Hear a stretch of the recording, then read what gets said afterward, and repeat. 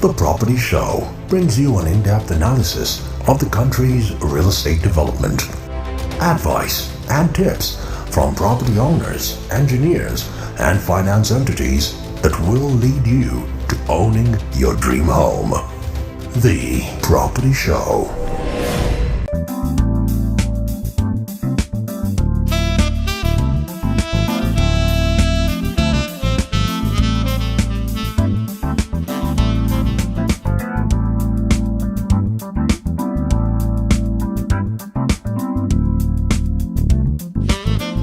Welcome once again to another episode of The Property Show, where our aim is to educate and inspire our generation. The government of Rwanda is putting more effort in promoting made in Rwanda products. In today's episode, we look at our manufacturing sector. Considering the growth of this sector, local and international manufacturers plays a huge role to satisfy customer demand with the trusted materials that have been used over the years. Ruliba Clays is the leading clay building materials manufacturer in Rwanda. So we actually, our materials actually are used in the walling, roofing, and actually if you're paving, and also we have what they call suspended floors, which other people call it max span, where we're able to, if you're building a solid house, so you'll be able to use the max spans from us. So like. So we have a good line of products. We are one of the few companies that are ISO 9001 on quality management systems certified in Rwanda, probably one of the rare ones in the construction business. And then we have quality products which have been tested. Most of our products are tested. And then we have the S mark for our products. So we give you quality product and quality service. RAK Ceramics and Sanitary Limited is established since last 3 years in Rwanda. It is the only authorized distributor for the RAK brand of products from Ras Al Khaimah, UAE. One of the biggest companies in the world who has produced more than 1 billion square meter of tiles and supplied it all over the world. We can proudly say we are representing one of the pioneers of the industry, who is responsible to build and to decorate big projects like the Burj Dubai, Burj Khalifa, then Dubai Mall, the Cologne Airport in Germany, the Sydney Harbour, Wembley Stadium, London, Ferrari World, Abu Dhabi, and there are many more projects which they have come up with. In Rwanda, we are proud to say we have supplied a lot of tiles to the big projects like Marriott, Rwanda Serena Hotel, the State House, the Amahoro Stadium, the airport.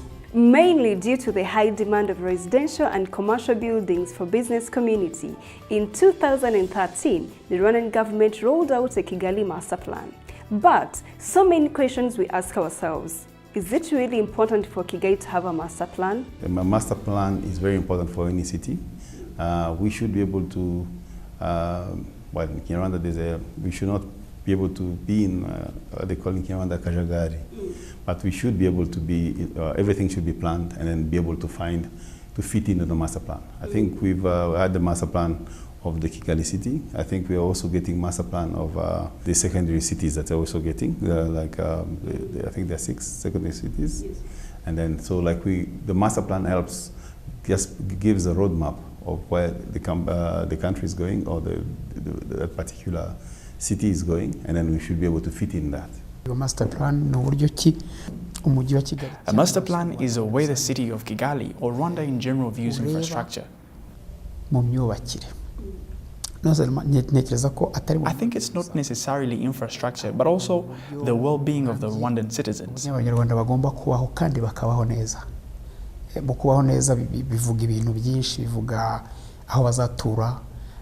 That would mean their residential, access to basic needs. For instance, if an unplanned settlement was transformed with better road networks, that would facilitate the residents with access to primary needs. Take an example of people residing in linear settlement. They would have an easier access to water and electricity than those in a scattered settlement. Despite facing myriad challenges such as poor infrastructure, unreliable electricity, skills gap and technology amongst others, Rwanda's manufacturing sector has been experiencing a steady growth. Manufacturing sector has a very good scope in Rwanda. I believe in next couple of years or maybe a bit more, you will see Rwanda growing as the hub of manufacturing in the heart of Africa. So, with the support that the authorities have been giving so far, it's quite good for investor to come in with the manufacturing segments.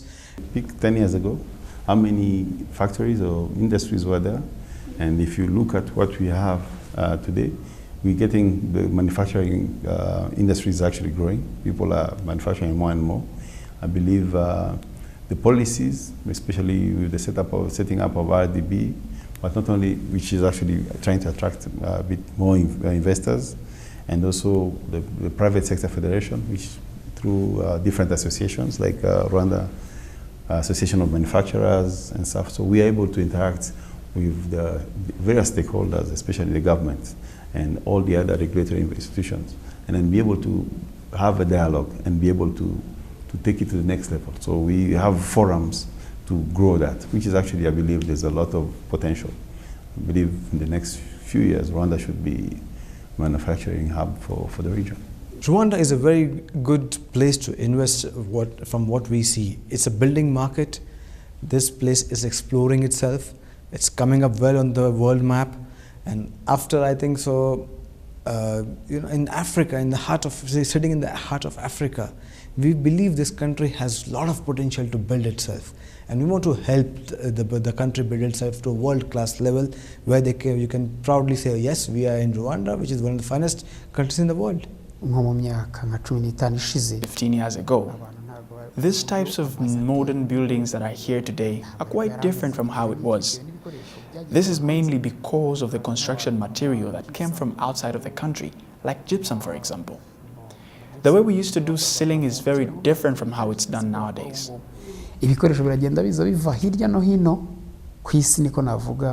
Like every time there is an introduction of new materials on the market, it obviously changes the construction styles. I'm a plumber myself. The water pumps that we had in 1997 are no longer here.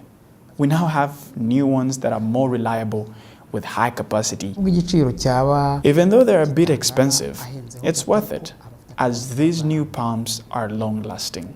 The market is good out here. As I said, in the next 4 or 5 years, Rwanda is going to become a very different country altogether with the kind of constructions happening. The authorities have been so supportive so far, and they want this place to grow. And I believe in the next 5 years, we are going to see Rwanda as a different country, one of the best in Africa. And very soon, I believe it will be a prominent country in the world map. Keeping Rwanda green goes with protecting our environment, a key priority. But is the fast-growing manufacturing sector protecting Mother Nature? We actually are responsive to the environment. We are actually environment friendly in the sense that we, as Ruliba, we have, through our whole manufacturing process, we have quarries where we actually get our clay from. So where we get the clay from, we have quarries where it is delimited for Ruliba to use the clay. Each time we finish quarrying in a certain area, we backfill the place to ensure that people around can be able to dig and then cultivate around. And then once we backfill the place, we actually arrange the place, we put some other soil in it when we should remove the clay, then people can be able to continue cultivating in some of these areas. This is on the clay, on the raw material management. And if you enter now our factory, we produce our products. We shape our products either into roofing tiles or bricks or blocks or anything else. And once we do that, there's a process of drying the product. And then after drying, then we fire the product or we burn our product. So the whole process to burn our product, we are not cutting trees to actually burn our product. We actually use agricultural waste, what they call coffee husk, which is actually an agricultural waste, which we actually use to be able to fire the products. And then once we get some of the heat coming from that process, does not get back to the environment. We actually recycle it back to be able to go in the process of drying, because we also need, so like the same heat is used, recycled to be able to dry. And then once we have it dried, because I said before we fire, we dry. And then once you get the product out, one of the things about, and something else once the product is finished, you can, if you get some product that is wasted, we can crush them and get some powder which can be integrated to soil. That's possible. So that means we are not getting product that cannot be reworked to be able to do that. But also something else, if you build a Ruliba, we've seen houses which are built of clay, which have lasted thousands of years. If you go to Europe and other places, there are houses which are built with clay products and are still standing up to today. So that means there's no need of actually be able to affect the environment. It's something that is sustainable for a longer period. You don't have to rebuild all the time, but we can actually keep what we have and not have to recycle. So through that whole process, we are capable of telling you that we're very friendly to the environment. I think the expression now, we would say we're green. So as our production is green and our products are green.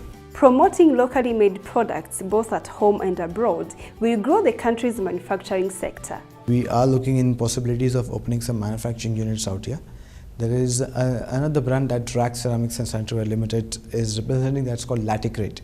Laticrate is a USA-based company which is into tile adhesives, which is the technology which is going to be replacing the cement and the sands to level up your tilings.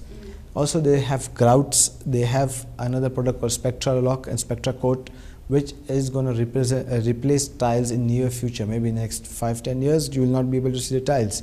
Everything is Spectra Lock. So we are planning to do something with these kind of products in Rwanda, come up with some manufacturing units, come up with and make a hub for Africa in Rwanda. But can the locally construction materials stand a chance against international brands on the market? Competition expands the market. That means if once there's competition in a certain area, we make efforts to actually gain a certain segment of the market. Even newcomers have maybe different ways of exciting people in the area to be able to be attracted to those particular products. So that if you are the market of, let's say, 10 people, with competition, that market can be expanded to maybe 100 or 500 people because of everything. So like those 10 people might not be sufficient. You might not be still having 100% of it, but you will have, let's say, 30% of it, of 500 instead of the 10 that you had, so which is actually a much bigger number. So in a way, I believe there's no threat in my view. We should be able to innovate and be able to adapt, and then as much as we offer products on the market, but we also want to get the input from our consumers and are able to integrate that. So I think that's one of the recipes, and also our people. We have very qualified staff members, and which is actually one of the biggest assets we have, of people who actually love what they do and then be able to serve the market. Yeah.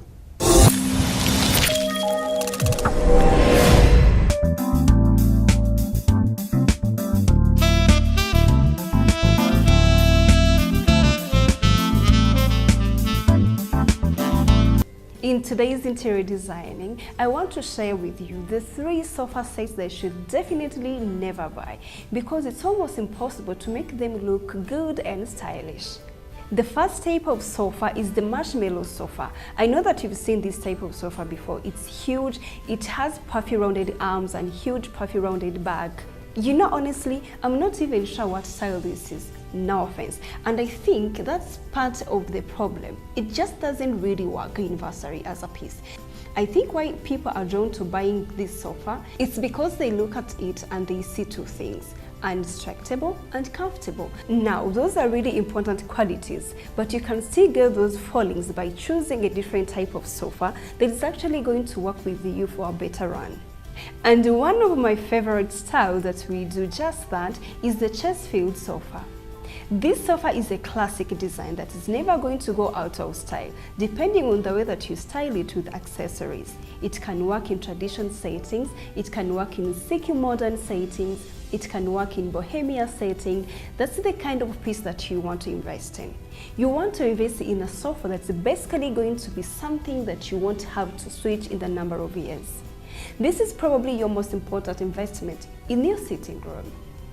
The second type of sofa that you should avoid is the ginormous sectional. The U-shaped sectionals are really tricky because what happens is you have to end up putting a little round coffee table in the center, and it's like so tiny.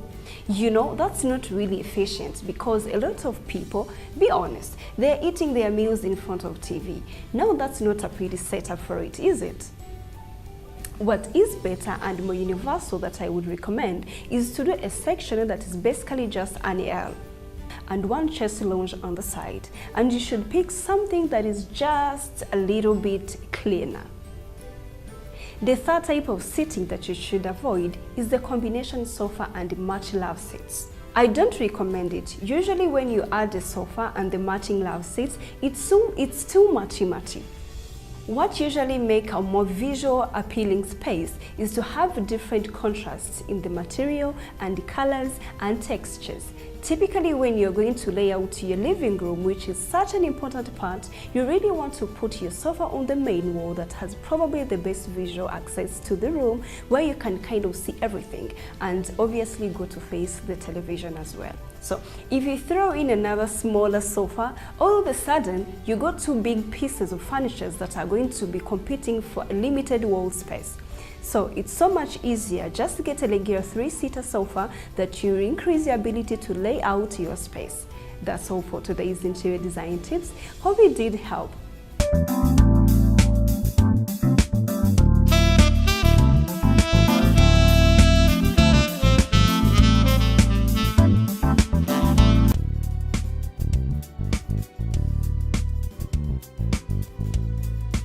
We all know Apple the brand.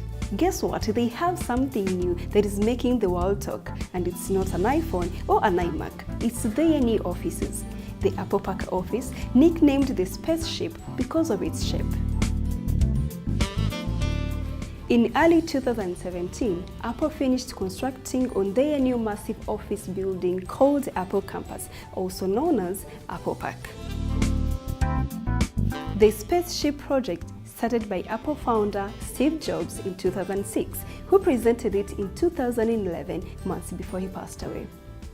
A spaceship like Apple Park can accommodate 11,000 people. A 2.8 million square foot ring, unofficially known as the spaceship, which boasts 4 stories of curved glass panels and one of the largest roof-mounted solar farms in the world. Apple Campus is now the largest office building by floor area.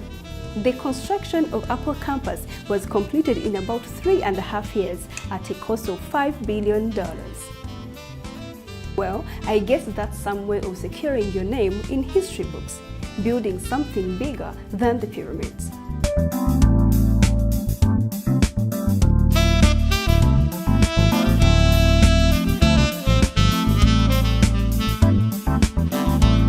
If you're planning on buying your first home, let me congratulate you on making that decision.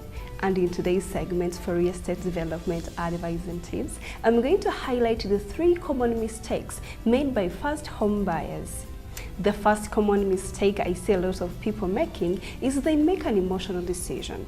Remember that this is probably going to be one of the biggest purchases you're making in the lab, and there's a lot of other important factors that should be taken into account. Think about your finances. Are you going to be able to afford this on a monthly basis? Is the location right? Is it close to family? Is it close to your workplace? Is it close to places like the gym? Are there schools in the area? Is there a grocery store close by? I can't tell how many people out there that are so anxious to get their first keys and just to say that they are owning their first home, that they just run and hurry up to make an emotional decision. What I would suggest is that you make a list of all the criteria of what you're looking for into a home. And that way, when you visit these properties, you have a list. Yes, a checklist of everything, and whichever one meets most of the things on your list, it's probably going to be your home.